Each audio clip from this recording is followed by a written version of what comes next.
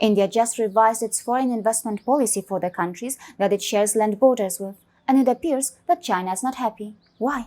Well, we know that India shares its borders with several nations, and not only China. But is India really making it more difficult for the Chinese companies to invest in India? It is well known that China dreams of global dominance, and that dream can't be achieved without dominating India. But can China really dominate India by investing in India? The Chinese media fears that India's latest amendment in its foreign investment policy may result in tighter scrutiny for the Chinese investment directed towards India. Not only that, it also claims that since the global economy faces uncertainty due to the coronavirus, it is Chinese technology and Chinese investment that India needs the most right now. Well, it is not only the Chinese newspaper. Even the Chinese embassy in New Delhi released a statement that clearly expressed China's frustrations. But if China has good intentions, why does it sound so disturbed regarding the amendment that India has made? Doesn't it understand that a tighter scrutiny is not equivalent to a ban?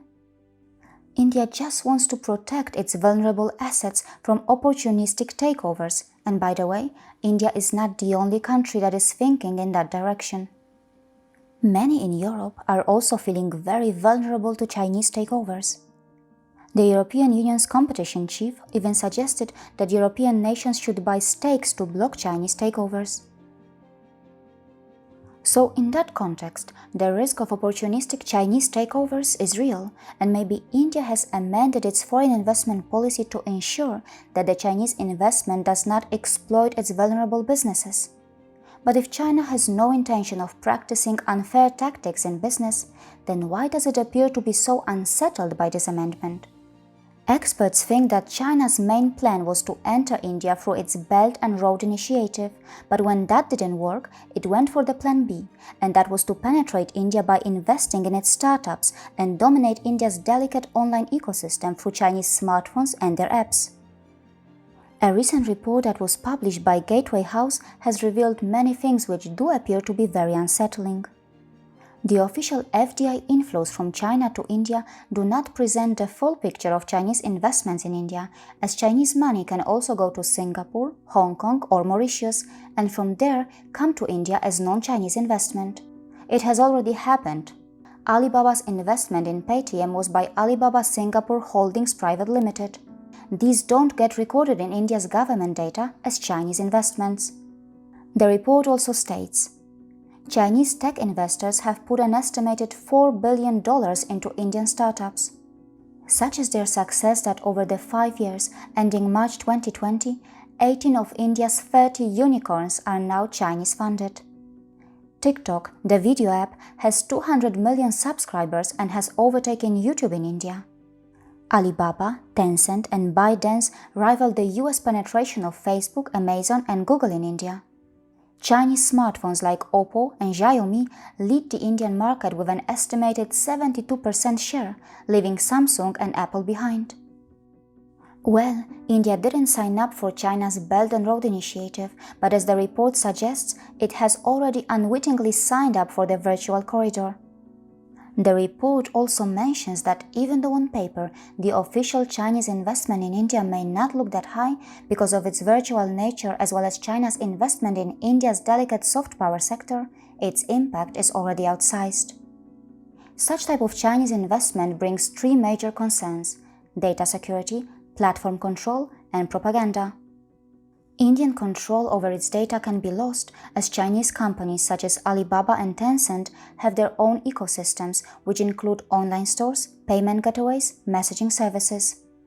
Also, it has been revealed that Chinese apps in India seek 45% more permissions than the number of permissions asked by the top 50 global apps.